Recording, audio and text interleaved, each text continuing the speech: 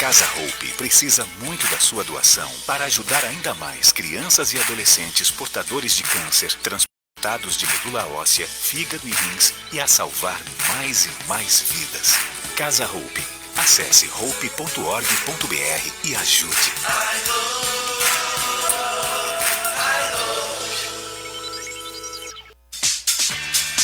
Feitos Assessoria, assessorando o crescimento do seu negócio. Assessoria contábil e fiscal, assessoria em administração de pessoal, legalização de empresa, declarações de imposto de renda, pessoa física e jurídica, licenças CETESB, bombeiros e prefeitura. Entre em contato conosco. Telefone 4705-5107, WhatsApp 99538-8523, 95297-6359 ou pelo e-mail contato@feitosassessoria.com.br. Avenida das Conchas, 678, Cidade de São Pedro, Santana do Parnaíba. Se você tem dúvidas ou quer receber orientações sem compromisso, consulte a Feitos Assessoria. Oi, aqui é a Ana Castela. Posso te dar uma dica? Com a poupança programada no Sicredi, você determina o valor e quantos meses quer poupar automaticamente. Fale com o seu gerente e aproveite essa facilidade.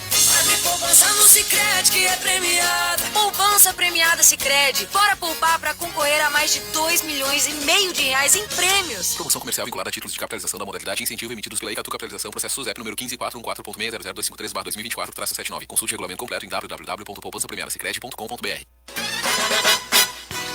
Alphaville e favelas, pelas suas marginais. Olá, ouvintes da Rádio Trianon. Acompanhe de segunda a sexta-feira Metrópole em Foco, um programa feito para discutir a cidade que queremos, seus problemas e suas soluções. Entrevistas, debate, opinião, sempre com a participação do ouvinte que interage ao vivo com nossos convidados. Apresentação do jornalista Pedro Nastre e comentários de Célia Egídio. Aqui na Trianon, a mais paulista das rádios. Dentro do meu coração. Quer dizer, eu tenho esperança. Quer dizer, eu participo. Quer dizer, eu ajudo.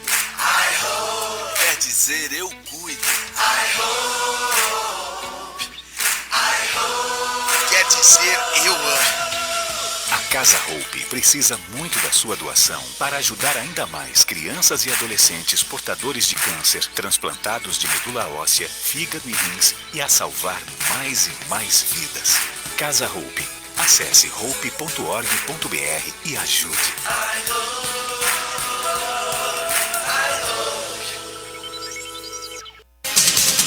Trianon, 24 horas no ar, a mais paulista das rádios. Metrópole em Foco, para discutir a cidade que queremos, seus problemas e suas soluções.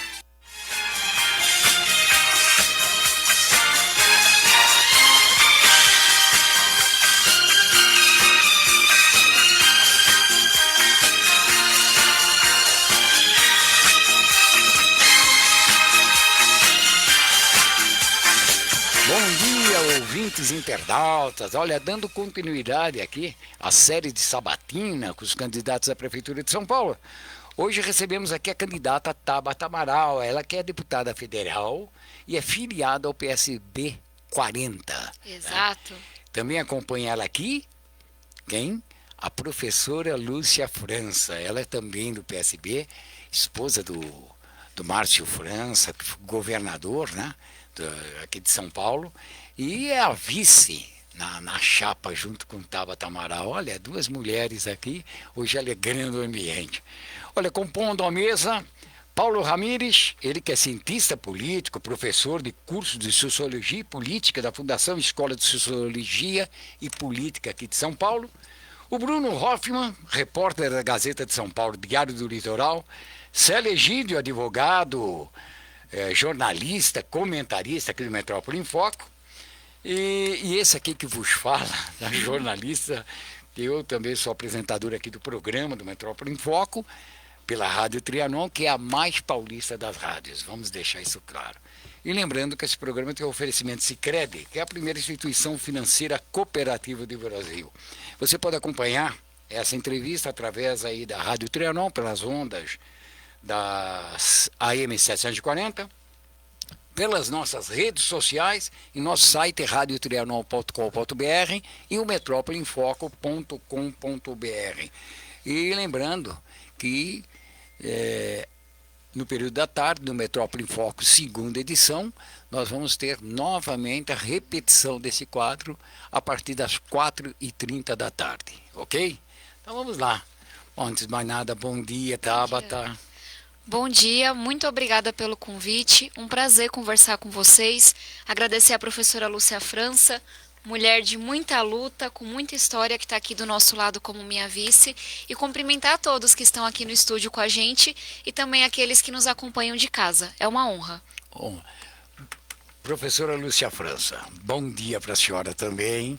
Bom dia, um prazer estar aqui, um abraço e um agradecimento a quem nos ouve. E já estendendo o convite, viu, que logo após a sabatina com os candidatos, nós vamos começar a receber também os vices aqui, porque é muito importante ouvir também os vices, antes de mais nada, tá bom? Será então, um prazer. Já o convite já está sendo feito. Bruno Hoffman, bom dia a você. Bom dia, Pedro Nastre. Um prazer receber aqui a deputada e candidata Tabata Amaral, a sua vice Lúcia França. E vamos para cima que a semana é agitada. É agitada. Célia Egídio. Já está agitada, né? Bora, Pedro Terçou, vamos lá com a Tabata, com a Lúcia. Vamos conversar um pouco sobre a cidade que queremos e a cidade que não queremos. Sim, exato. Não tem mais nada. Bom, agradeço o convite, é uma honra poder estar com uma candidata tão importante e eu democraticamente escolhi algumas questões de meus alunos para trazer para você. Maravilha. Que você possa dar resposta a eles. Muito obrigado. Perfeito. Então, vamos começando abrindo aí. Tudo bem. Vou abrir aqui com o colega Bruno. Deputada, a senhora gravou anteontem um vídeo considerado muito forte em relação ao Pablo Marçal, em que a senhora escreveu praticamente textualmente que ele é relacionado ao PCC. Como foi a decisão de gravar esse vídeo e o que a senhora tem a falar sobre ele e sobre esse tema? Primeiro, dar um passo atrás e falar do que eu entendo que é o papel de um debate político, especialmente durante uma eleição, que é das pessoas poderem conhecer quem são os candidatos, que histórias que carregam e que propostas que trazem para a cidade. A gente está vivendo um momento um pouco estranho aqui em São Paulo, em que a gente tem um candidato que tem um histórico que realmente nos preocupa. Pablo Marçal foi preso em 2005 por integrar a maior quadrilha de fraudes bancárias do nosso país. Ele só não ficou preso porque, com dinheiro, com advogado, ele conseguiu fazer com que o crime prescrevesse, apesar dele ter sido condenado. Ele hoje responde a inúmeros processos, responde a um processo por homicídio, já teve busca e apreensão na sua casa pela Polícia Federal. Se a gente olha para a última campanha a deputado, ele está sendo acusado de lavagem de dinheiro, apropriação indébita, falsidade ideológica. Então, assim, para todo canto que você olha, é muito complicado. E ele está rodeado de muitas pessoas que têm uma ligação direta com o crime organizado. Então, vem me incomodando um pouco essa covardia dos meus adversários, que por razões eleitorais, por medo dos esqueletos que eles mesmos têm no armário, não vem trazendo à tona quem é essa figura. Eu tive uma atitude absolutamente propositiva nos debates que eu fui. E acho que isso, inclusive, chamou a atenção. Mas eu acho que é muito importante que a gente fale quem é quem nessa história. E aí houve uma decisão, especialmente do Boulos e do Nunes, de não irem mais aos debates. E eu acho essa uma decisão extremamente equivocada. Não só porque o debate é um direito do eleitor para conhecer, mas também porque a gente precisa ter coragem. A Prefeitura de São Paulo não é brincadeira. Você lidar com a Câmara de Vereadores, trabalhar com o governo do Estado, com o governo federal, requer coragem, requer firmeza. Então, lamento profundamente essa covardia dos meus adversários e que eles hoje não estejam fazendo o que eu estou fazendo, que é ter coragem de mostrar quem é Pablo Marçal. Todo canto que você olha, esse cara está ligado a um crime. Esse cara tem alguma coisa complexa. Então, inclusive, disse ontem nas redes sociais e volto a dizer, havendo debate eu estarei. todos os adversários fugiram do debate que vai acontecer no domingo, da TV Gazeta, do My News aqui. É um debate extremamente importante. Então, a princípio, só estaremos eu e Pablo Marçal. E eu já dei o recado para ele. Eu sei que ele está com medo de ser preso, eu sei que ele está reconsiderando essa candidatura, mas eu espero que ele não fuja desse debate, porque eu estarei lá, não só para apresentar minhas propostas, mas para defender São Paulo. E defender São Paulo de criminosos como ele. Célio. Candidata, São Paulo é uma cidade extremamente assimétrica, né? Temos as questões das franjas da cidade, que ela tem uma dinâmica. Você vai de Grajaú, né, a São Mateus, nós temos uma dinâmica muito grande, e Jardins é outra, né? Uhum. E até, inclusive, aqui no programa o Pedro oportunizou lideranças de todas as franjas da cidade, que foi muito interessante. Eu pergunto, uma das suas falas, você fala em unir sonhos e experiência para mudar o rumo das coisas. Não parece meio poético diante da realidade da cidade, né? Diante do que uma dinâmica que nós temos em Perus, em Parada de Taipas, com relação a Faria Lima? Não é meio poético isso, com relação à realidade da gestão? Ou seja, como aplicar a gestão na realidade da cidade, de acordo com a realidade de cada bairro? Se a gente olha para o que eu trago para a cidade, eu digo, sem o menor medo de parecer arrogante, que eu tenho o melhor time, que eu tenho as melhores propostas. A gente está há muito tempo se preparando. E quando eu falo a gente, sou eu, professora Lúcia França, nosso vice-presidente Geraldo Alckmin. O time que a gente montou não é usual. Quando você olha para uma prefeitura, Luciana Temer, Floriano Pêsaro, Coronel Zé Roberto, Leandro Piquet, é um time de peso, é um time de ministeriáveis. Foram quase 800 pessoas trabalhando de forma voluntária para construir o plano de governo.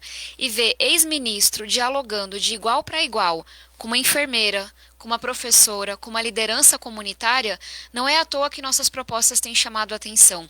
Então, não se preocupem. A gente cuidou da parte técnica.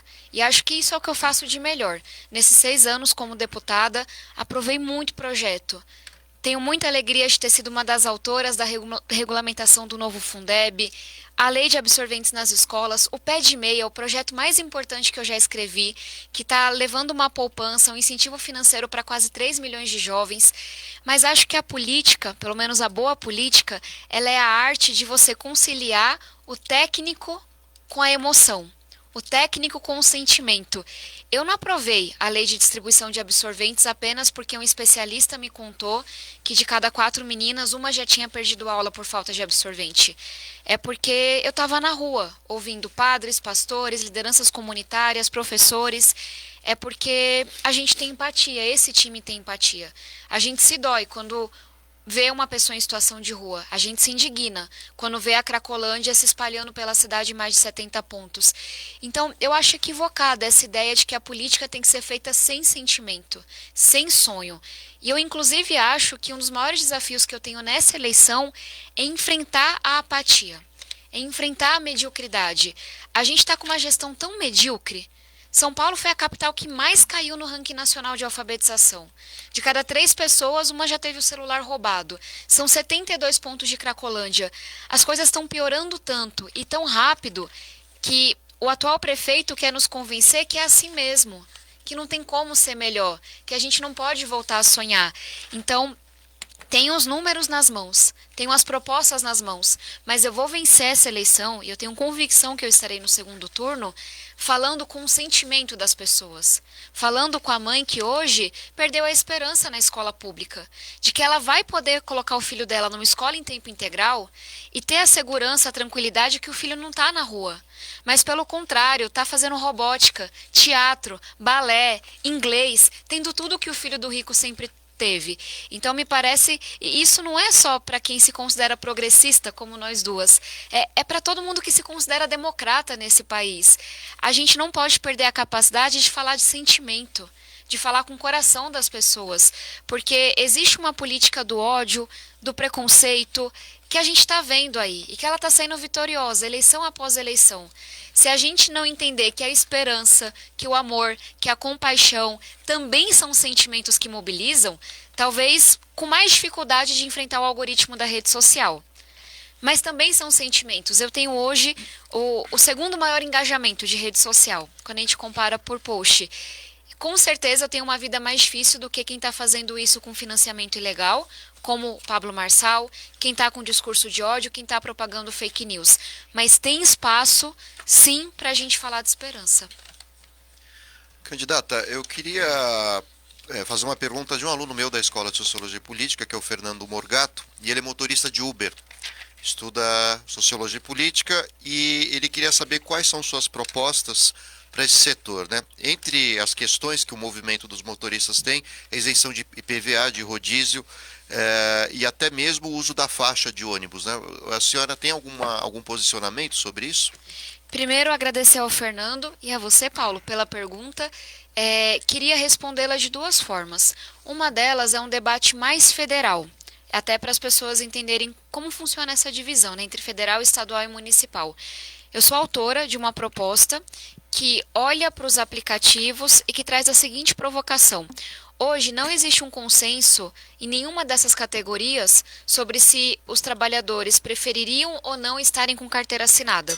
A gente tem um candidato a vereador, que é o Gringo Motoca, que ele é uma grande liderança nessa pauta, e ele fala: Tabata, não tem um consenso na minha categoria hoje em relação à CLT. E a gente não pode fazer isso sem ouvir os trabalhadores, sem fazer o que é a demanda deles.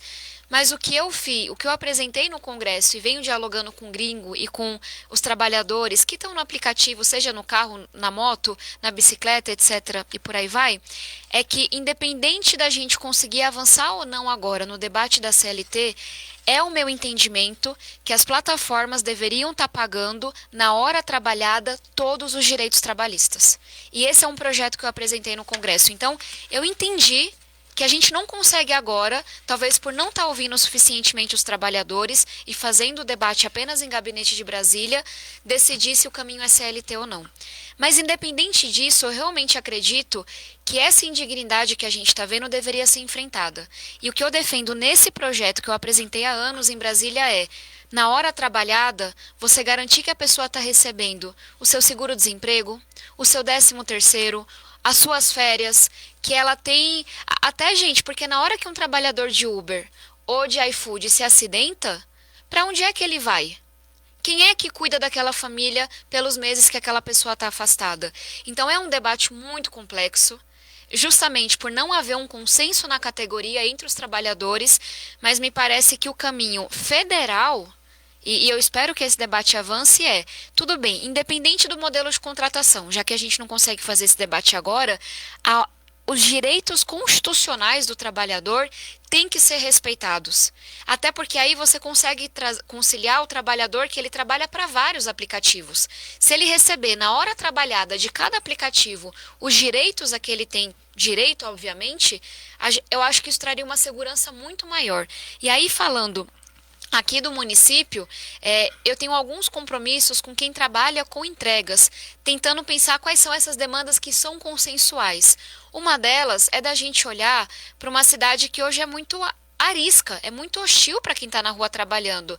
A pessoa não consegue ir num banheiro, não consegue ter um local para descansar, não consegue ter um local, às vezes, para tirar um cochilo, para comer alguma coisa. Então, eu tenho um compromisso com eles de que seguirei minha pressão em cima dessas empresas para que tragam condições dignas, não façam competições absurdas de quem vai mais rápido.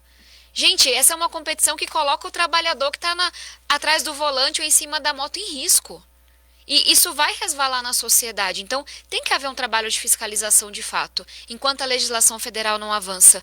Mas tem muita coisa que a gente pode fazer aqui na cidade, seja com uma faixa azul para quem está na moto, seja criando esses bolsões, seja você, inclusive, criando caminhos. E aí, eu me alonguei aqui porque é um tema complexo, mas um último ponto. A gente tem um conjunto de propostas voltadas para que o trabalhador que hoje não está com carteira assinada, não está no mercado formal, para que ele possa ter alternativas. Tem um projeto que a gente está no nosso plano de governo, que é o Capacitaí. O nosso compromisso é capacitar, treinar 100 mil pessoas ao longo de 4 anos. Por quê? Uma cidade rica como a nossa, eu sento para conversar com o pessoal da moda, do audiovisual, e eles falam: Tabata, eu não consigo contratar. Eu não consigo contratar programador, eu não consigo contratar costureira com formação. Então, como que a gente até para trazer mais segurança, consegue fazer esse link. A prefeitura banca o curso, mas a empresa tem que ofertar a vaga desde o dia 0. Porque também não quero 100 mil pessoas com diploma na rua que não vão ter experiência e não vão ser contratadas. Temos um conjunto de projetos voltados para empreendedorismo. Quem abrir o seu pequeno negócio na periferia não vai pagar imposto por 1 ano. E vai ter todo o auxílio da prefeitura, porque esses pequenos negócios são os grandes geradores de emprego na cidade. Então, eu vou ficando por aqui, porque eu acho que eu já falei demais, mas é um tema super complexo e a gente pode voltar para ele depois. Vamos lá.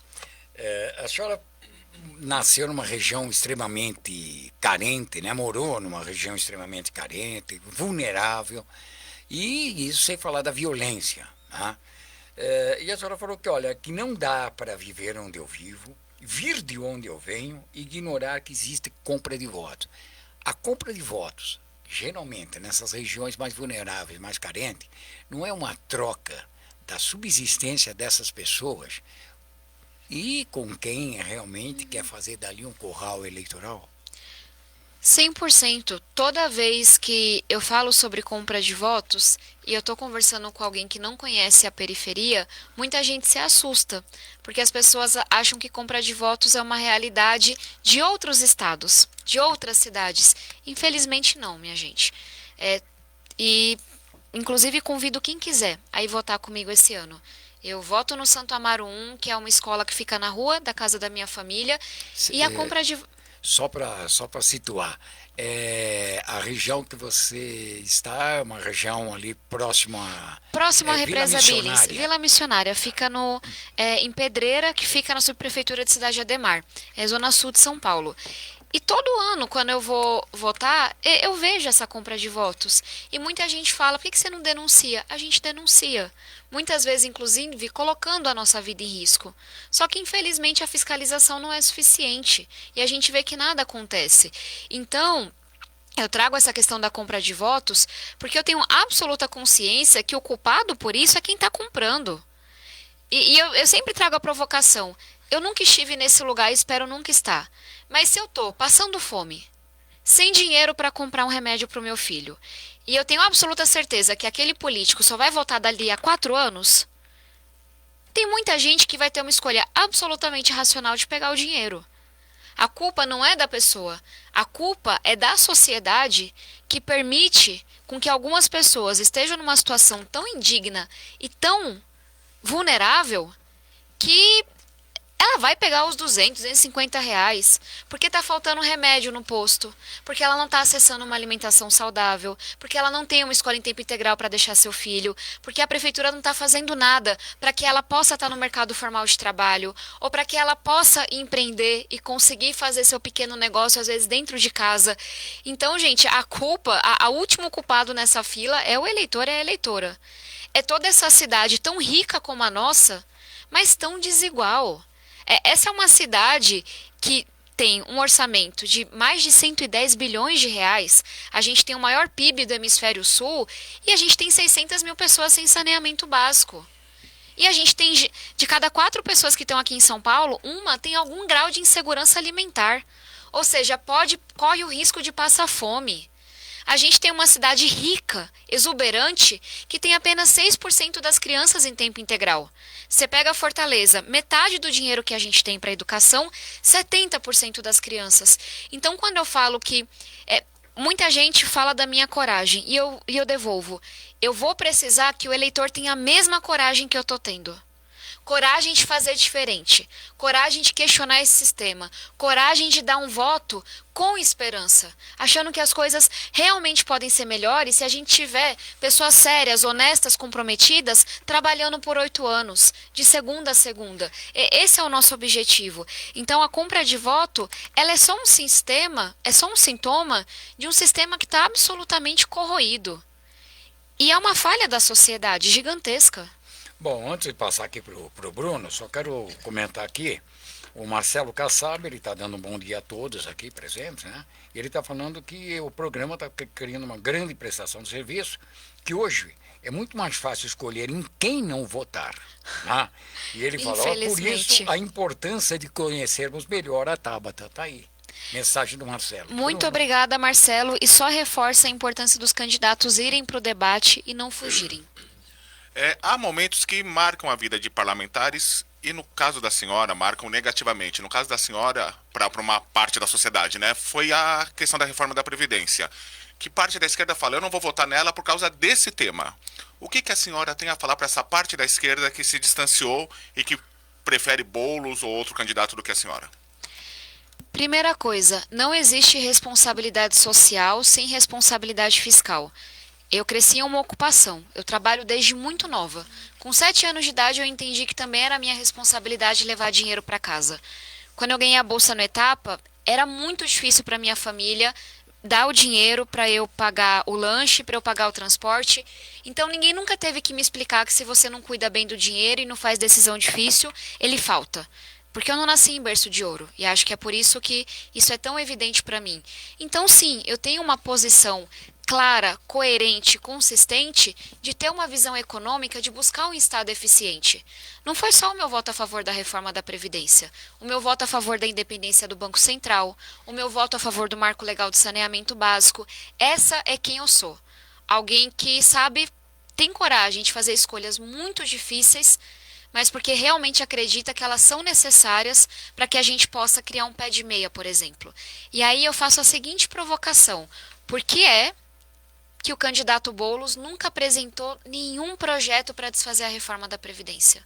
Por que é que o presidente Lula não tolera que nenhum dos seus ministros levante esse assunto? Por que é que quando a esquerda está no poder, ela entende que a gente tem que fazer ajuste de contas, por mais duros que eles sejam? A gente tem o candidato Boulos agora defendendo que vai desfazer a reforma da Previdência do município. E você olha para o plano de governo dele, é um plano muito caro. De onde é que ele vai tirar esse dinheiro? Ele vai aumentar imposto? Ele vai endividar a cidade? Então, se as pessoas optam por não votar em mim, porque eu tenho responsabilidade fiscal, é uma opção coerente. Tem a ver, sim, com a minha trajetória. Mas acho também que é importante as pessoas saberem que eu tenho um plano consistente para governar essa cidade por 8 anos. Que eu vou, sim, fazer com que São Paulo tenha 100% de suas crianças em tempo integral. Em 8 anos, eu vou precisar levantar 53 bilhões de reais para fazer isso. Eu vou, sim, fazer com que São Paulo seja uma cidade referência na pauta ambiental. Tudo que a gente tem planejado de parque e praça é um investimento de 1,25 bilhões de reais. Eu vou sim fazer com que São Paulo seja uma cidade mais preparada para lidar com eventos extremos. Para a gente tirar do papel o nosso plano de combate às enchentes e cuidar dos 800 pontos que estão hoje, especialmente na periferia em risco, eu estou falando de quase 1 bilhão de reais. Mas sabe como que eu vou fazer isso? Reorganizando as contas. Garantindo que a gente tem uma boa nota de crédito e consegue trazer recurso de fora do país. Mudando a taxonomia, uma palavra chique para dizer que eu vou adequar o nosso orçamento para a gente estar no mercado de carbono, trazendo dinheiro de fora para construir essas praças e parques na periferia. E construir os jardins de chuva. Então, minha gente, não tem atalho. Eu sinto muito. Queria eu que tivesse. Queria eu que dinheiro nascesse em árvore. Mas eu olho para o nosso time e para o nosso plano, eu tenho absoluta certeza que a gente vai ter a coragem e a capacidade de implementá-lo. E se isso vai fazer com que pessoas mais à esquerda não votem em mim, não gostem do meu trabalho, eu respeito.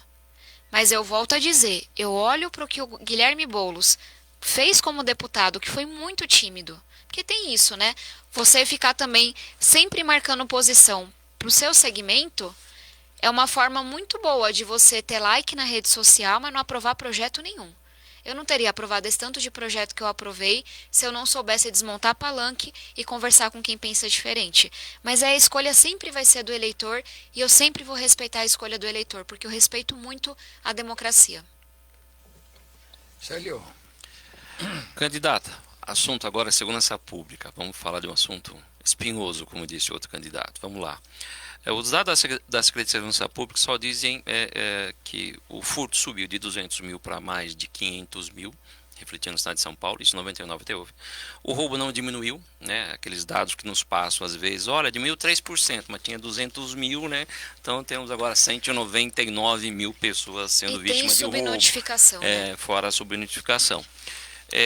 Como gerir, né, a segurança urbana da cidade diante das competências de uma prefeita em face que é limitada. Nós temos a polícia militar, a polícia civil, e a guarda municipal cada vez mais se comporta como uma polícia militar, mas ela se comporta como uma polícia fardada, boina, capacete, cacete-bomba, e nisso redundando o que a gente está vendo lá na Cracolândia, né? Eu me recuso a falar de Cracolândia, como Campos Elíseos, eu me recuso. A gente desde o começo aqui, a gente fala, né? Não é nome de Campos Elíseos. E hoje nós temos essa dinâmica, esse fenômeno espalhando já para Bom Retiro, Luz, né? E isso tem um prejuízo econômico muito grande para a cidade. Então a gente tem um contato com comerciantes da região que estão fechando as portas. Né? Como lidar com a segurança urbana, com a sua guarda municipal? Né? Alguns candidatos falam em aumentar efetivo, né? que é uma recorrente de ano a ano, de 4 em 4 anos, 2 em 2 anos, aumentar o efetivo, mas mudança de sistema, mudança de dinâmica, uma polícia comunitária realmente é possível? Falei com a guarda municipal, essa é a sua proposta do seu grupo? Eu vou começar por aí. Eu tenho um compromisso muito grande com a GCM de sim aumentar o efetivo, sim fortalecer o treinamento que está muito sucateado, da gente trazer uma remuneração diferenciada, que é uma demanda deles para quem atua em áreas mais vulneráveis, mas só para vocês terem clareza da irresponsabilidade que a gente tem em outras candidaturas. Trazer 1.000 novos efetivos para a GCM tem um custo de R$1 bilhão. Esse é o compromisso que eu faço. Quem fala em dobrar a GCM ou não fez conta ou não tem ideia do que está falando.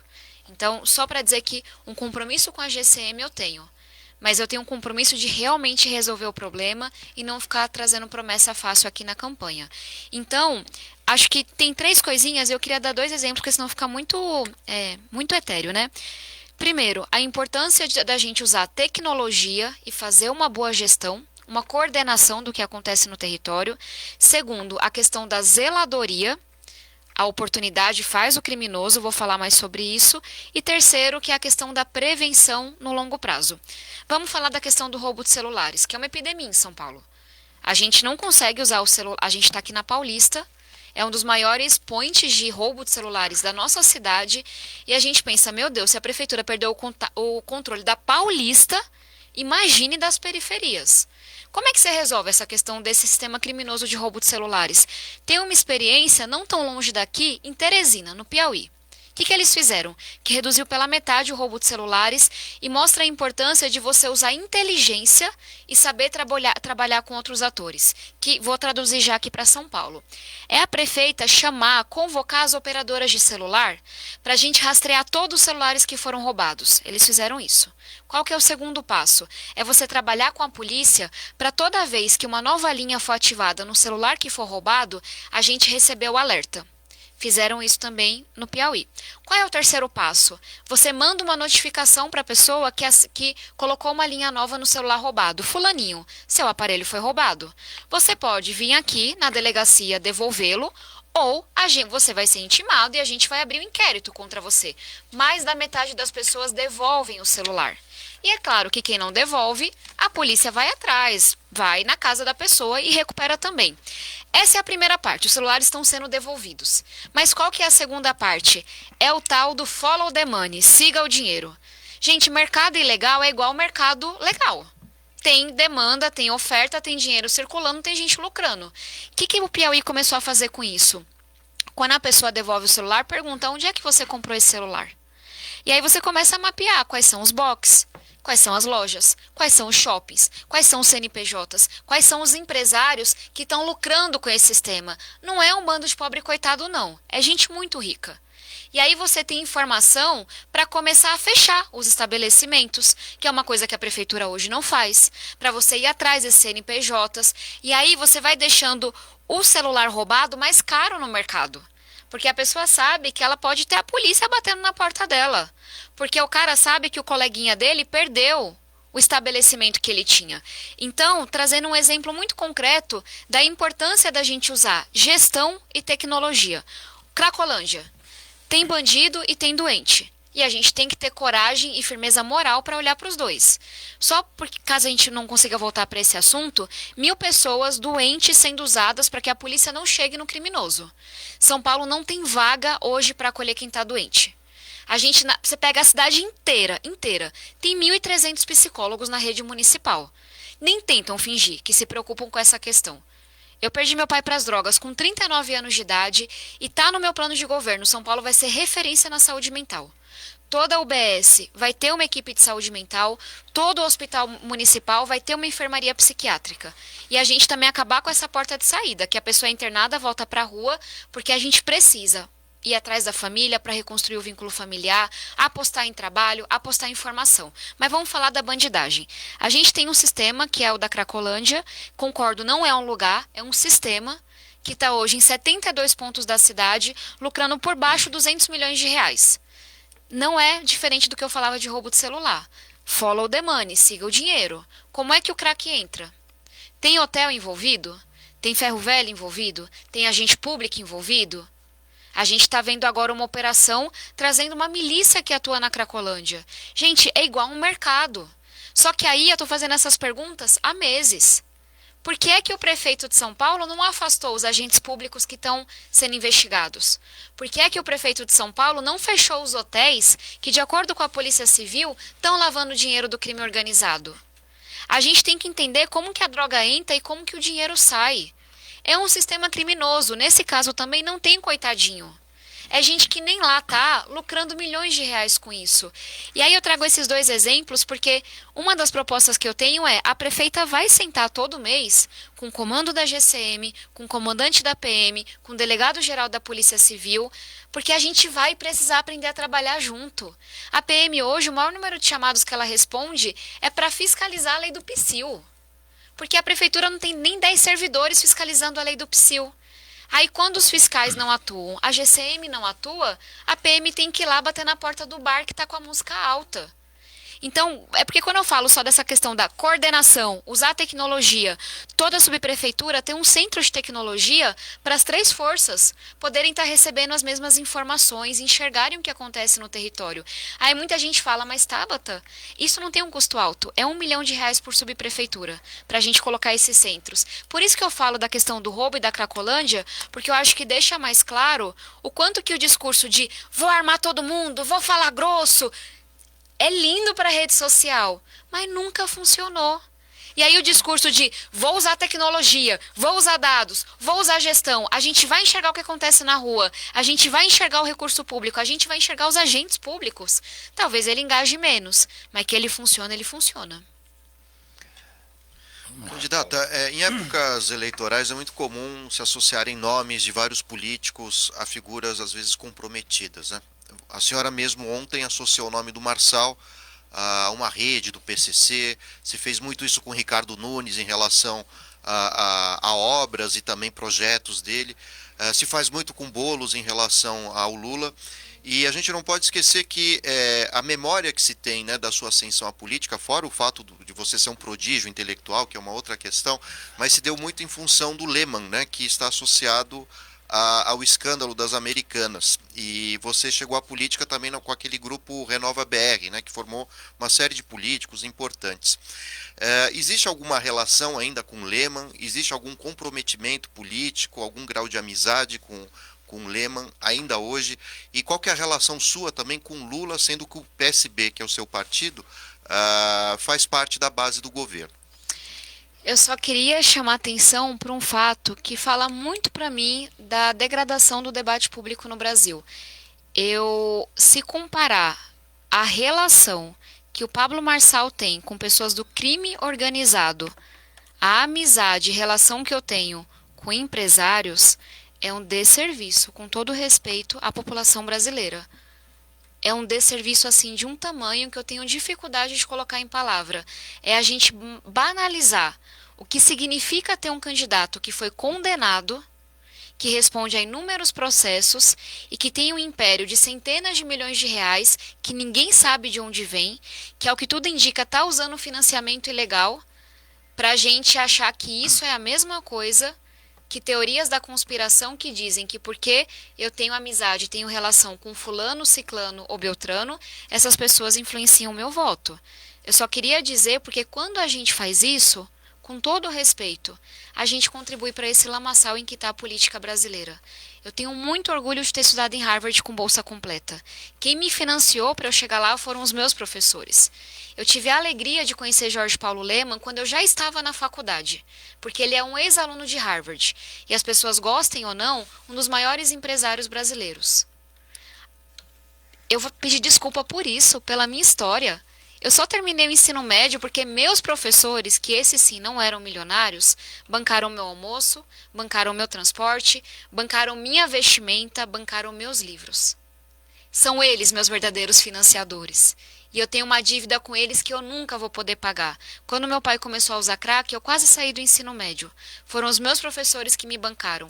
A bolsa que eu tive em Harvard foi paga 100% por Harvard.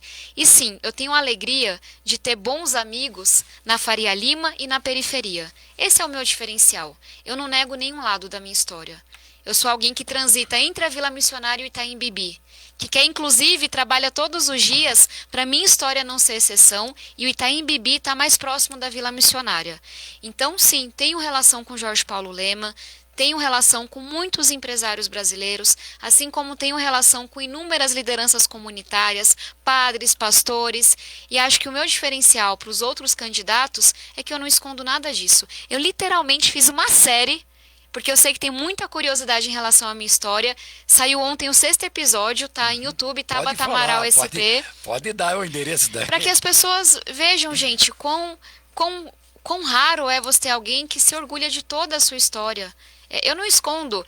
Tem candidato que nasceu em berço de ouro e se apresenta como se fosse pobre. Eu trago minha história inteira. E a minha história é a periferia em Harvard. A minha história é a periferia e a Faria Lima. Eu quero juntar esses dois mundos. Agora, tem uma... como se fosse uma acusação por baixo disso, que essa eu acho que eu preciso responder. A gente tem muito caixa 2 nessa eleição. A gente tem muito financiamento ilegal. A gente tem muita safadeza. A gente tem uso da máquina. Máquina federal, máquina estadual e máquina municipal. Essa é uma campanha honesta, que declara cada centavo que recebe de financiamento. Pode parecer loucura no Brasil, mas existe. Somos nós. Prazer. Essa é uma campanha que se financia com doações de centenas de pessoas.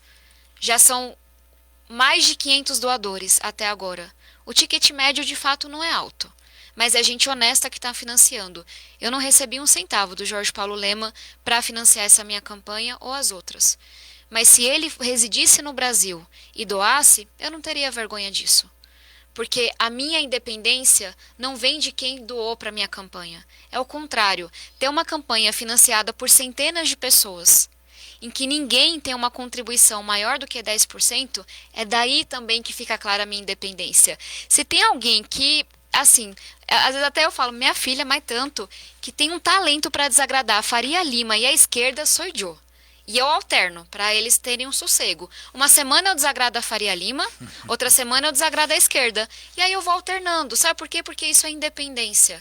Então só vamos tomar muito cuidado, porque eu realmente acho que a imprensa, quando ela mistura uma coisa que não tem nada a ver com a outra, uma acusação que se faz, a Tabata é financiada por não sei quem. Me mostre, me comprove. Vamos pro pau. Sabe, se você tem prova, mostra pra justiça. Porque eu fiz campanhas absolutamente honestas. E você comparar isso com um cara que foi preso por fazer parte... Desculpa, o que o Pablo Marçal tem envolvido não é uma polêmica. Não é uma teoria da conspiração de rede social. Esse cara tem um problema grande com o sistema criminal. E acho que as pessoas entendem a minha revolta. Porque fazer política honesta nesse país, sendo mulher... não é simples. E aí, o último ponto. Eu acho que é por isso que sempre tem alguém dizendo que tem um homem me financiando. Porque eu sou mulher. Porque as pessoas têm muita dificuldade, algumas, né? Não a maioria, mas de acreditar que mulheres fortes como nós viemos de baixo e conquistamos pelo trabalho e pela educação. Professora Lúcia França também vem de baixo. Hoje é professora e empresária. Eu venho bastante de baixo. Filha de uma diarista e de um cobrador de ônibus. E eu conquistei tudo que eu... Ainda não tenho casa própria. Mas sou mão de vaca feito... O que eu faço nas votações, eu na minha vida pessoal. Mão de vaca que poucas pessoas conseguem ser desse jeito. Guardo tudo que eu ganho para um dia minha mãe ter uma casa e eu também. Política honesta é isso. E eu tenho muito orgulho da minha história. Bom, você falou aí, estudou em Harvard, né? Você teve vamos dizer, você está fora da curva, dentro da Vila Missionária, certo? Falando em educação, e aí você tem uma vice que também, né, é da área de educação, professora. O ensino aqui na cidade de São Paulo, ele, segundo o IDEB, ele caiu de 4,3 para 4,2. 5 anos, há 5 anos, São Paulo ocupava a 5ª posição. A cidade mais rica desse país ocupava a 5ª posição no ranking. Hoje, né, São Paulo ocupa a 12ª posição. Como melhorar o ensino público, como melhorar as escolas municipais, já que você conhece essa realidade, sabe que nas periferias as escolas estão largadas, estão sucateadas e sem condição nenhuma, tanto para os alunos estudarem quanto para os professores atuarem. Como mudar essa realidade e trazer São Paulo para o centro da educação? Acho que vale contextualizar um pouco as pessoas que não conhecem a realidade das escolas municipais, como a gente tem a obrigação de conhecer e conhece por trajetória de vida e por atuação profissional também. São Paulo, quando o Nunes assumiu, São Paulo estava na posição número 2, no ranking nacional das capitais de alfabetização. Em 3 anos, São Paulo caiu para a posição 21. São Paulo foi a capital que mais caiu e caiu mais rápido na questão da alfabetização. O que isso quer dizer? Que em 3 anos, o Nunes fez uma coisa que a gente nunca tinha visto, de degradação da educação pública.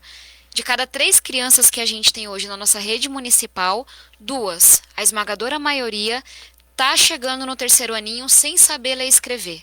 Isso é muito grave, gente. Porque uma criança que não aprende a ler e escrever, ela não aprende biologia, ela não aprende história, ela não vê motivação para ir para a escola, ela é uma criança que está mais exposta às drogas, à violência, à criminalidade. Então, a primeira coisa é falar de alfabetização. Eu tenho um compromisso ousado, nenhuma capital faz isso, de alfabetizar 100% das crianças até o 2º ano. Eu tenho aqui uma professora alfabetizadora do meu lado. Como é que você faz isso? Aí a gente tem que ouvir os professores, mas eu ouço bastante. É com reforço, é com tutoria, é com formação para os professores, valorização. É você valorizar os professores, a diretora, a merendeira. Tem uma coisa que a gente traz, que é hoje, a nossa rede se organiza pelas DREs, que são as diretorias regionais de ensino. A indicação para quem vai ocupar esse cargo tão importante é política. É o vereador que indica. E a gente não precisa, acho que com a coragem fica clara nesse projeto. A gente vai fazer um processo seletivo para trazer um professor da rede para ocupar essa posição. Porque, de novo, tem que valorizar quem está no chão da escola, quem conhece, e também valorizar a merendeira, o diretor escolar, que são muito importantes para o resultado. E aí, dando um passo atrás, a professora Lúcia sempre traz isso, exigir qualidade na primeira infância. A gente sabe que as organizações sociais, as parceiras, são fundamentais para a gente conseguir universalizar o acesso à primeira infância. Só que tem muita denúncia de corrupção, a máfia das creches está aí para mostrar. Mas o mais grave, não tem uma avaliação para a gente garantir que, independente se a administração é direta ou não, a criança está tendo a melhor educação que ela pode na pré-escola. Porque é ali que ela se tem um contato com as letras. É ali que o processo de alfabetização ele é facilitado. Então, esse foco na qualidade, porque creche não pode ser depósito de criança. Creche tem que ser um lugar de diversão, de brincadeira, de apresentação do mundo. E aí, para não me alongar, porque se deixar eu falar de educação, um negócio embola, que eu falo muito, mas é o compromisso com a escola em tempo integral. Gente, o filho do rico sempre teve isso. Sempre fez balé, judô, inglês, robótica, clubes, tudo isso prepara a gente para a vida. O português e a matemática e a história e a filosofia têm que ser fortalecidos, mas tem esse todo que prepara a gente para o ensino médio, para a vida, para uma entrevista de emprego, para o vestibular. E aí, de novo, se o Nordeste está conseguindo fazer com muito menos dinheiro, por que é que a gente não faz? São Paulo hoje tem 6% das crianças em tempo integral. A gente vai precisar de 8 anos para fazer isso, porque são 53 bilhões de reais. A gente larga de uma situação situação muito ruim. Mas eu me comprometo a terminar o meu segundo mandato com 100% das crianças, tendo o que o filho do rico sempre teve. E aí, para coroar esse esforço, e só para lembrar que a gente pode... Já está na campanha para a reeleição. Eu sou a única candidata que tem um compromisso de não sair em nenhum dos 2 mandatos para disputar outro cargo. Tá. E eu acho que isso é necessário porque a gente tem prefeito por 1 ano e 3 meses em São Paulo. A pessoa se elege, se afasta depois de 1 ano e 3 meses e vai disputar o governo do estado. Quem perde é quem mora aqui. Eu não farei isso. Se Deus e o povo me derem essa oportunidade, eu termino meus 8 anos de mandato como prefeita. E aí, um último ponto, quando a gente fala dessa importância das crianças estarem preparadas para o mundo, para o futuro. Tem um projeto que esse é meu xodó. E a gente tem um compromisso. Toda a escola vai mandar todo ano pelo menos um aluno, e os professores também vão ser contemplados, para fazer intercâmbio fora do país. Toda escola vai mandar pelo menos um aluno por ano. Sabe quanto custa isso? 50 milhões de reais. Não é nada. É mais barato pagar intercâmbio do que pagar prisão. Mas por que eu tenho tanta insistência nisso? Porque é para toda escola ter como referência uma criança, um estudante que vem da mesma comunidade e foi para a Europa, e foi para a América Latina, e foi para o Canadá, e foi para os Estados Unidos. Porque o filho do rico viaja desde pequenininho. Por que é que o filho do pobre não pode ter esse intercâmbio cultural? Que vai levar para a escola a referência de quem está sendo destacado não é porque está no crime. Não é porque usa droga e bebe. É porque estuda. E aí, quando a gente fala das competições de robótica, de matemática, das feiras de ciência, das competições literárias, é sobre do investimento na música, no teatro, é sobre criar referência dentro da escola pública, por meio da cultura, da arte, do esporte e da educação, e não como foi quando eu era mais nova, que as únicas referências eram as referências do mundo do crime. Mais nova? Você é nova demais. É que eu comecei muito cedo, então isso dá muita bagagem. Pode ir. Candidata, eu queria saber, por favor, da senhora, como está a sua relação hoje com o candidato José Luiz da Atena, que era pretendido para ser seu vice, e como foi a escolha pela professora Lúcia França? Perfeito. Eu só me lembrei que eu não respondi a pergunta do Paulo sobre a relação com o presidente Lula. Eu tô só me engabando aqui, né? Mas porque candidato tem que se vender, senão quem mais vende. Mas eu tenho uma ótima relação com o presidente Lula, tenho uma ótima relação com o governador Tarcísio. Votei no presidente Lula, não votei no governador Tarcísio, mas fala muito de quem eu sou. Passa eleição, desmonta palanque, e só nesse mandato tive a honra de sancionar muitos projetos que eu escrevi com o presidente Lula. O mais recente, um projeto de mudanças climáticas, para toda a cidade ter recurso e ter um plano para lidar com elas. Em relação ao Datena, só dando uma volta atrás para quem não acompanha muito da política. O nosso partido, o PSB, fez um acordo nacionalmente com o PSDB de que o PSDB indicaria o vice na nossa chapa. O PSDB, por razões que eles têm que responder, não a gente, descumpriu o acordo. E paciência, eu estou em Brasília há 6 anos. Infelizmente já tive muitos acordos que foram descumpridos comigo. Mas tem uma coisa que eu aprendi em casa. Minha mãe é aquela mãe que... eu lembro uma vez, eu trouxe o troco errado da padaria, o pau comeu e eu e meu irmão teve que devolver os 50 centavos e pedir desculpa. Faça o certo. Faça a sua parte. Seja honesto, seja correto. Se os outros não forem com você, a vida vai se encarregar dos outros. Não é você que vai. A gente foi correto o tempo todo com o PSDB. Eles não foram com a gente. Paciência. Já foi. Eu inclusive venho dizendo isso. Numa eleição que tem tanto bandido, o Datena é diferente. Ele não está aqui por cargo, por dinheiro, ele está cumprindo o papel dele. Agora, eu acho que o nosso projeto é melhor. Tem mais consistência, tem mais time, tem mais preparo. E em relação à professora Lúcia França, ela sabe disso, eu defendi o nome dela por muito tempo. Inclusive, antes disso tudo acontecer, falei, professora, você é a minha escolha, então se prepare. Eles querem o PSDB, mas eu quero você, é isso? Eu vou falar de outra forma, para ser mais gentil, mas isso não é um projeto de uma pessoa só. Sim. Eu tenho do meu lado, para além de todo o nosso time do plano de governo, da nossa equipe, o vice-presidente Geraldo Alckmin, o ministro Márcio França, o nosso presidente Carlos Siqueira, o prefeito João Campos. Isso que significa ter partido. e ter bons quadros do seu lado. Você toma decisão coletivamente, tem o tempo da política. Então, quando a gente finalmente pôde anunciar que a professora Lúcia França era minha vice, eu estava muito feliz. Por tudo. Eu acho que é muito bacana a gente ter 2 mulheres. Eu acho que isso é assim, uma mensagem para o Brasil e para o mundo. Olha São Paulo com uma visão, com novas ideias. Olha São Paulo superando esse preconceito. Olha São Paulo colocando na prefeitura 2 mulheres que vêm de baixo.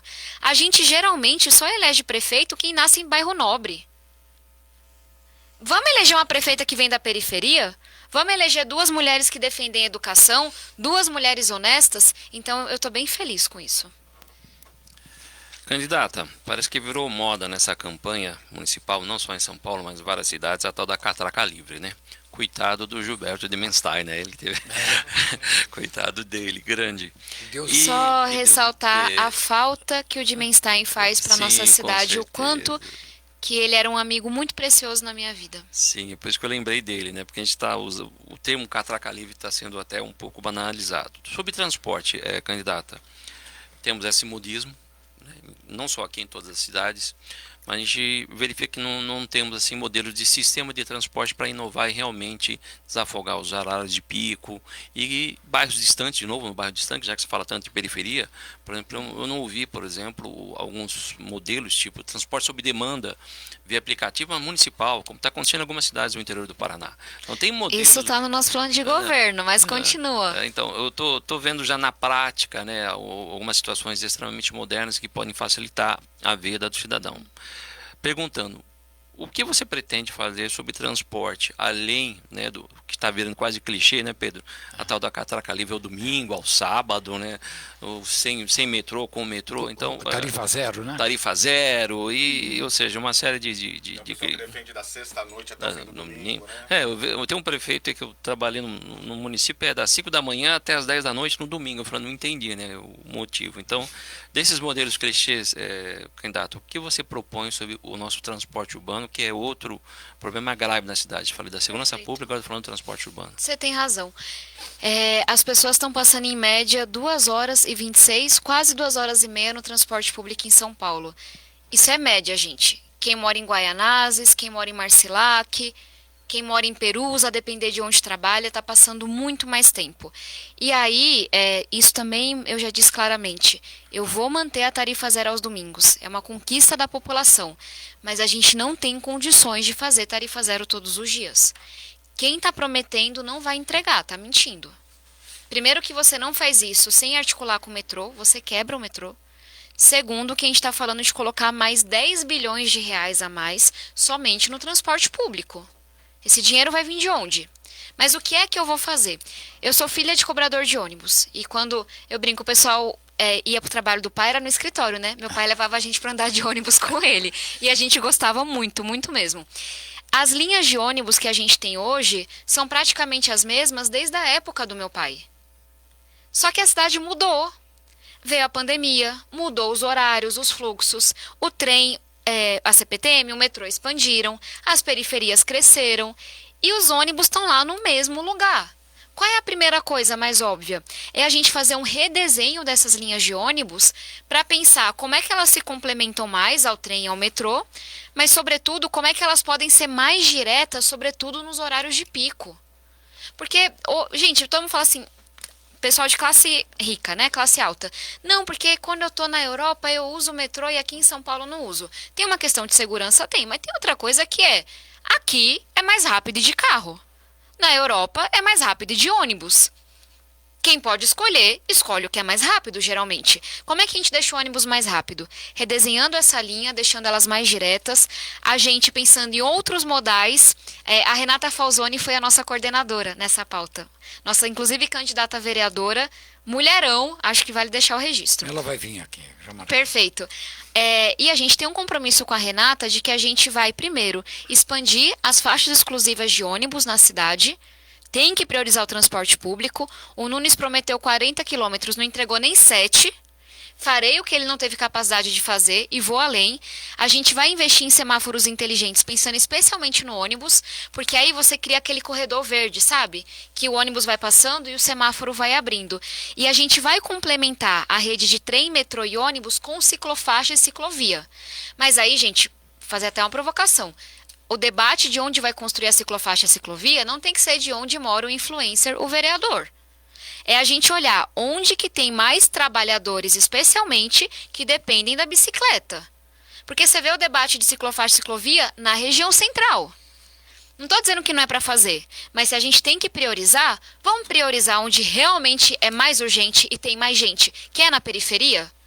E aí você vai pensando ciclofaixa e ciclovia como mais um modo de transporte que se soma aos atuais. E aí tem um compromisso, todo terminal de ônibus e metrô e de trem ter um bicicletário. Porque aí o trabalhador consegue sair do Capão e deixar na estação do Capão Redondo a sua bicicleta, que hoje não tem bicicletário. E aí, concordo 100% com o que você trouxe, Célio. Tem muita solução que o mundo está trazendo para a gente. Uma delas é, quem mora lá no bairro de Marcilac, que às vezes não faz sentido você ter uma linha de ônibus só para atender aquele bairro. Vamos pensar em contrato sob demanda, fazer parceria com táxi, com aplicativo, por que não?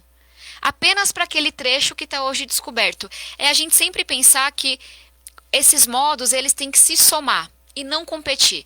E aí, como eu já falei demais, um último ponto é a tal da gestão metropolitana do transporte na cidade e na região metropolitana. Por quê? Quem faz transporte de carga, quem faz entrega de encomenda, que cresceu muito depois da pandemia, é para ficar louco. A cada cidade que o caminhão atravessa da região metropolitana é uma regra, é um horário, é uma nova fiscalização. Transporte, gente, tem que ser gestão metropolitana. O mundo todo faz assim. E aí tem um compromisso nosso de, se fizer sentido para as 39 cidades e para o governo do estado, parece que está fazendo sentido a gente ter um órgão para uniformizar as regras e fazer a gestão metropolitana do transporte. Candidato, eu vou sintetizar duas questões sobre educação, voltando ao tema. Uma delas, também aluna da Escola de Sociologia e Política, Isadora Tortella, e de outro aluno, Tiago Esteves, a respeito da reforma do ensino médio, né? Enfim, a questão é como qualificar a condição dos alunos da periferia, tendo em vista, né, as inúmeras polêmicas em torno das privatizações das escolas, a militarização das escolas também, e além disso, enfim, como que vai ficar a situação desse jovem que precisa trabalhar, precisa contribuir com a família, e agora o tempo de ensino é integral. A senhora já falou do pé de meia, né? Mas como prefeita, você pretende implementar algo mais para que esse aluno consiga ficar na escola? Eu fui anotando aqui. Primeiro, obrigada Isadora e Tiago e também Paulo pela pergunta. Em relação à reforma do ensino médio, acho que só um comentário mais breve, porque a gente está focado aqui em São Paulo, mas enquanto ativista, que era na época, fui contra a reforma do ensino médio. Enquanto deputada e presidente da bancada da educação, liderei um debate para a gente reformar a reforma do ensino médio, que é o debate que está acontecendo agora. Quais foram as propostas que eu defendi e que de uma forma ou outra entraram nessa revisão? A gente fortalecer o conteúdo básico, matemática, português, história, biologia. Por quê?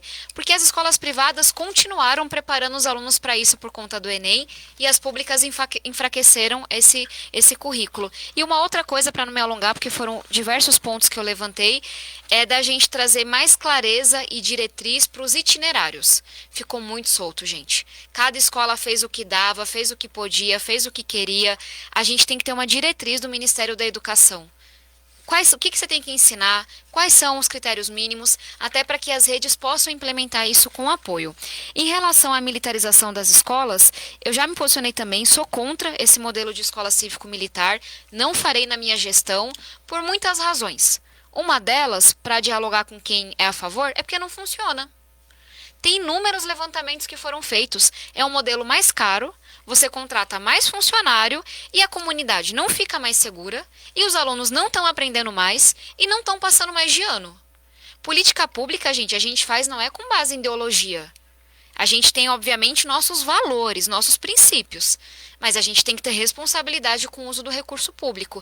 Tem um modelo alternativo que eu defendo que funciona, que é a escola em tempo integral. Aumenta a segurança da comunidade. Ter uma escola em tempo integral reduz pela metade a taxa de homicídios entre jovens no entorno. Melhora a nota em português e matemática, o aprendizado dos alunos e aumenta o número de alunos que faz faculdade. Olha só, mais investimento com resultado comprovado. É por isso que eu bato na tecla da escola em tempo integral. Em relação a isso que vocês trazem, que é muito real. Quem vem da periferia tem uma pressão danada para levar dinheiro para casa. Eu com 7 anos chegava em casa e tinha que bordar. E depois que terminava os bordados que a gente vendia, que eu podia fazer a tarefa. E sempre essa coisa do só estudar. Para quem nasce em periferia, esse só estudar pesa muito.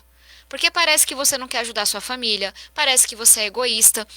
E é por isso que eu sou tão apaixonada. Inclusive, o episódio que a gente colocou no YouTube ontem, em Tabata Amaral SP, fala bastante do pé de meia. Tá muito emocionante, porque ele muda a lógica.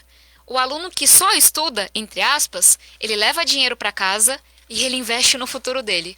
O aluno que tem uma boa frequência, passa de ano, faz o vestibular, ele ainda assim, ele recebe uma poupança no final para ele pagar uma faculdade, ajudar em casa, abrir um pequeno negócio, pagar um curso, o que quiser. Então, como autora do Pé de Meia, eu tenho a obrigação de expandi-lo. E está no nosso plano de governo também, começar o Pé de Meia aqui em São Paulo no 9º ano. Por que o 9º ano? Porque tem, pela pressão econômica, pela cultura, tem uma pressão muito grande para o jovem que termina o ensino fundamental acabar por ali. Tipo, já tá bom. Já fez a educação básica. E quando a gente traz o Pé de Meia para o 9º ano, a gente fala, ó, tá depositado na sua poupança, viu? Só vai receber se terminar o ensino médio. A gente, de novo, muda essa relação da família com o trabalho e não é um custo muito alto, de novo. A gente está falando de quem está no CadÚnico, quem recebe o Bolsa Família, mas é justamente quem mais evade a educação.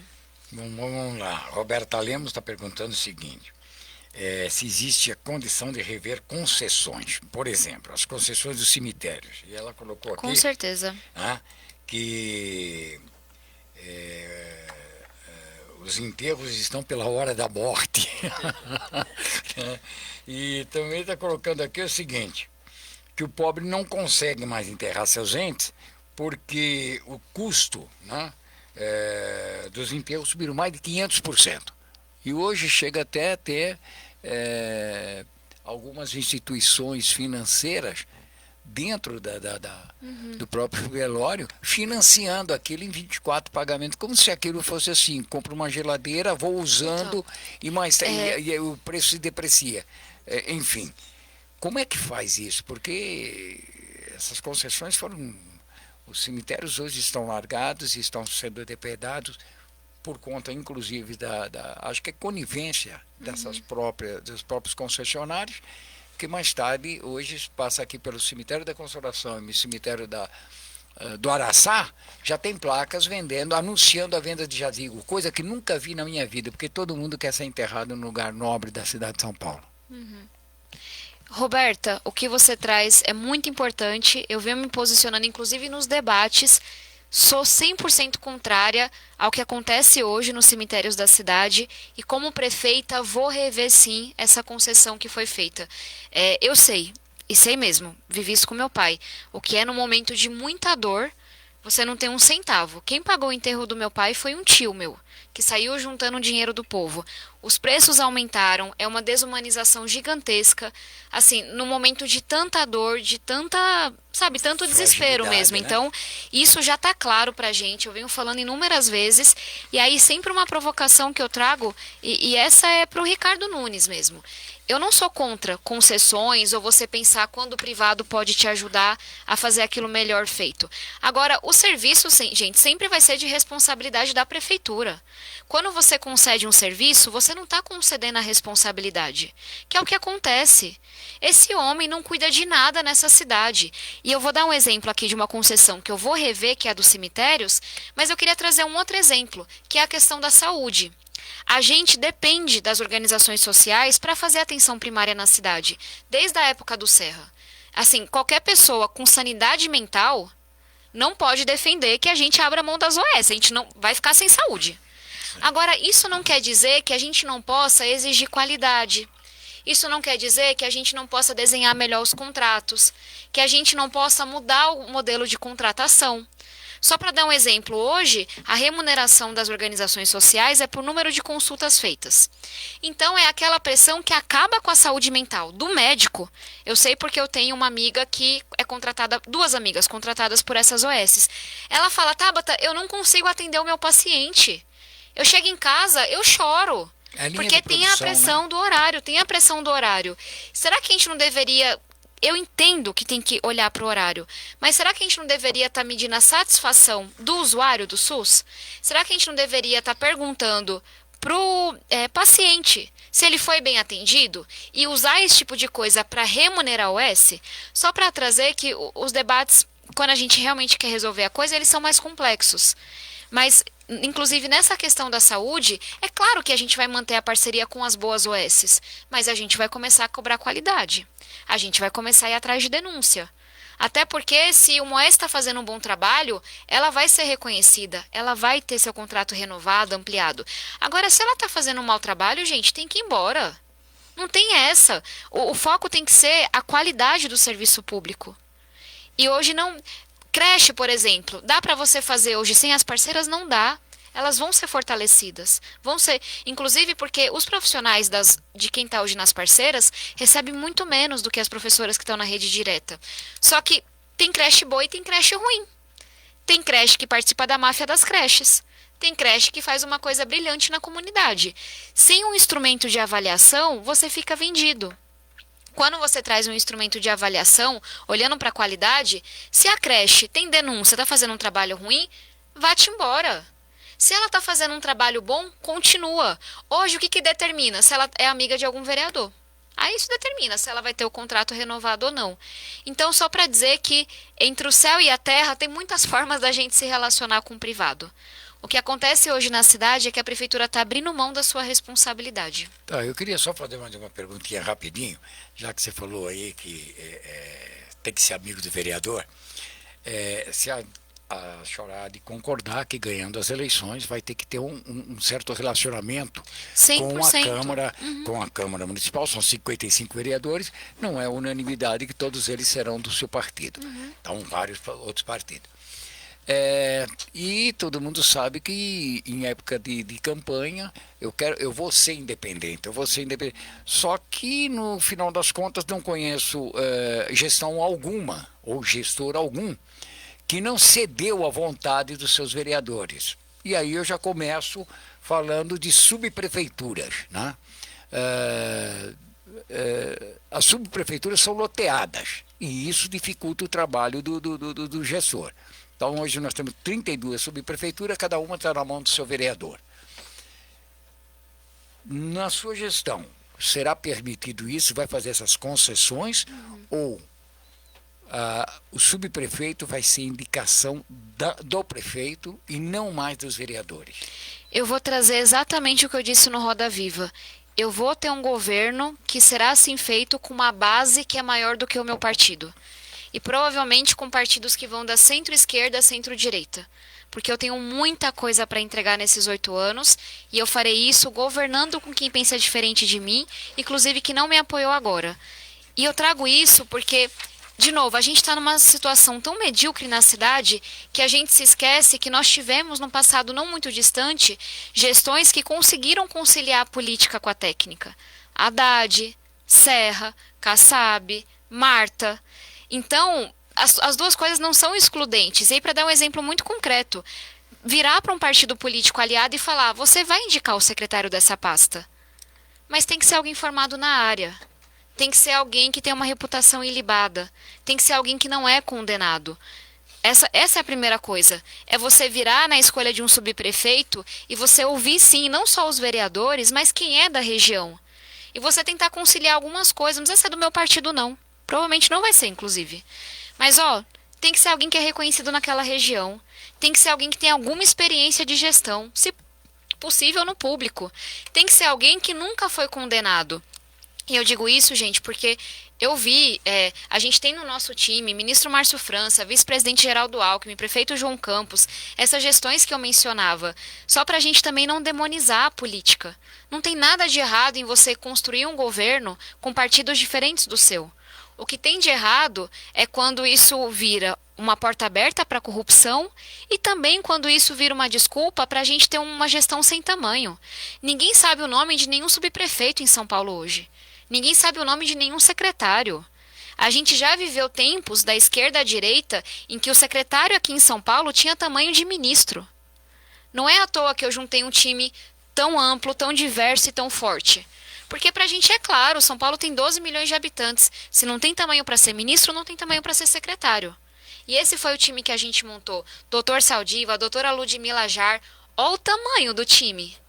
Porque aí também até o bandido, até o safado, quando olha o tamanho do secretário, fala, esse aí é até do meu partido, mas com esse aí não tem rolo não. Porque tem uma história, porque tem uma reputação a zelar. De novo, não é porque a gente tem um prefeito absolutamente medíocre que esse é o único caminho. Da esquerda à direita, São Paulo teve grandes prefeitos. A gente tem que se lembrar disso. Já que a senhora acabou de falar do prefeito, eu queria que a senhora avaliasse, claro que não na vida pessoal, né, na vida pública, o prefeito Ricardo Nunes, o seu pior defeito e a sua melhor qualidade nessa gestão atual. O seu maior defeito é ser uma pessoa absolutamente incapaz. Quando o Nunes assume... Pequeno, medíocre. Vamos ficar com pequeno e medíocre. Quando ele assumiu... E sua maior qualidade é ter herdado uma gestão do Bruno Covas, que ele pouco a pouco foi descaracterizando. Mas o que tem de bom nessa gestão não é do Nunes, é do Bruno Covas. Isso tem que ficar claro para as pessoas. O Nunes, quando ele foi eleito, ele alterou as metas do Bruno Covas para baixo, para ficarem mais fácil. E ainda assim não vai entregar metade das metas. Prometeu 12 céus, não entregou nenhum. 40 quilômetros de faixa de ônibus, não entregou nem 7. Ponte Pirituba-Lapa, não entregou. Duplicação da estrada do Embu-Imirim, não entregou. Então, acho que está muito claro para todo mundo toda a corrupção que existe no entorno dele. Mas acho que é importante ficar claro também que, apesar de ter dado um governo que tinha metas ousadas, ele foi pouco a pouco descaracterizando isso. Então, inclusive, eu fiz uma sugestão que ele ficou bastante chateado e me processou, mas eu volto a fazer. Eu acho que o slogan que ele deveria usar, fica aqui minha sugestão, é rouba e não faz. Porque inúmeros escândalos de corrupção e nenhuma entrega. É uma sugestão. Se ele rouba, ele que vai responder. Eu não sei. Ele que vai responder, a justiça que vai responder, mas é uma sugestão que eu faço para o marketing dele, porque acho que são duas marcas bem fortes. Bom, eu vou passar as últimas perguntas, uma pro Célio e a outra pro Paulo, e aí a gente vai encerrar o programa, porque nós passamos um pouquinho, mas aí é para fazer só o balanço aí, tá? Pode ser? Uma pergunta que cada um? Eu tenho um outro compromisso, mas vamos tentar em 5 minutinhos. Vai 5 minutinhos e... Bate-bola, candidata. Minhas duas filhas jovens moram em São Paulo, circulam em São Paulo, vivem em São Paulo. Diz pra mim, por que elas devem votar em você? Primeira coisa, porque a gente tem a oportunidade de ter duas mulheres à frente da prefeitura que vêm de baixo, que vêm da periferia e que vão colocar a periferia no centro do debate. Eu não sei qual é a origem social do senhor, das suas filhas, mas eu acho que no dia que a periferia prosperar e for priorizada, a cidade inteira vai prosperar. Todo mundo vai ganhar por isso. E acho que tem uma segunda coisa, a gente fala muito do cuidar de quem precisa e recompensar quem batalha. Prefeitura, gente, não é grandes debates ideológicos, não. Prefeitura é você ter acolhimento para quem está na rua. É você ter uma creche de qualidade. É você ter escola em tempo integral. É você poder andar na rua sem ter medo de levarem teu celular. É você entrar no ônibus porque vai ser mais rápido do que ir de carro. Então, para fazer essas coisas do dia a dia, a gente precisa de um time sério, honesto. E não que compactue com as máfias dessa cidade. Um time que trabalhe manhã, tarde e noite para levar qualidade de vida para a gente. E quando eu olho para o lado e comparo o nosso projeto com os demais, eu realmente acho que esse é o time melhor equipado para poder cuidar das pessoas e para poder fazer com que São Paulo seja uma terra de oportunidades de fato, e não só no discurso. E aí, para resumir, eu sou filha de uma baiana e um paraibano. E meus pais vieram para cá lá atrás porque disseram para eles que aqui em São Paulo, se você trabalhasse, se você estudasse, você ia conseguir prosperar. Isso não está acontecendo mais. E, de novo, não é só a periferia que perde, todos nós perdemos. Com a insegurança, com uma cidade que está travada, com uma cidade que é corrupta, em que se cobra propina, se pede propina em qualquer oportunidade. Então é sobre a gente morar numa cidade em que a gente tem qualidade de vida. E isso começa pelo enfrentamento à desigualdade. Tabata, minha última questão, primeiro agradecer, né, a sua presença aqui.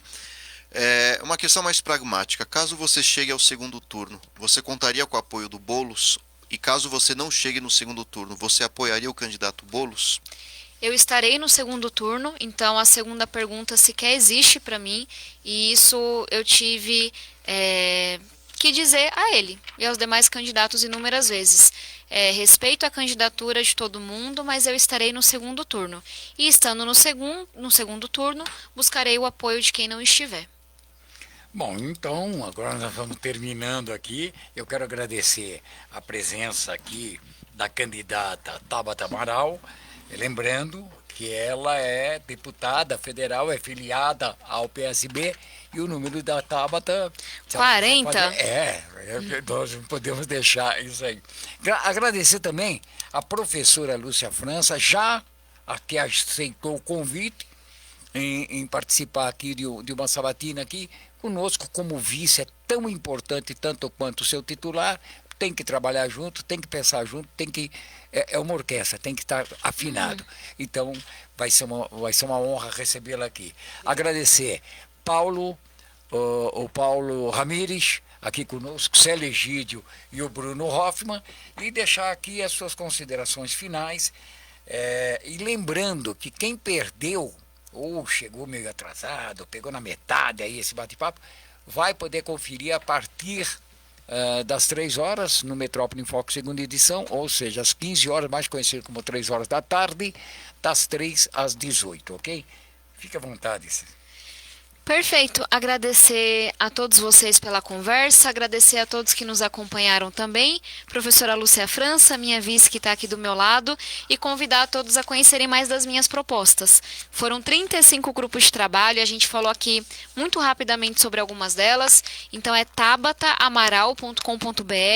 A gente está no momento agora de escuta territorial, então as pessoas podem mandar sugestões específicas para o plano de governo, mas também para seus bairros, suas regiões, e convidar as pessoas a acompanharem nas redes sociais Tabata Amaral SP, e também a acompanharem o próximo debate, que vai ser no domingo, às 18 horas, se eu não me engano, com My News, TV Gazeta, aqui.